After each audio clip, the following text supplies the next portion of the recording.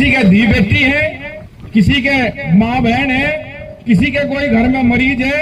ये जो बिजली वालों ने छतों पर से कूद कूद के घरों में बिजली के संसाधनों को पकड़ने का काम जोड़ रखा, बिजली विभाग इसमें सुधार कर ले। पहले भी समझाया, कुछ सुधार हुआ था, लेकिन फिर वही गड़बड़ दिखाई दे रही कई गांवों में। तो ये ना समझे कि कोई कहने सुनने वाला नहीं है।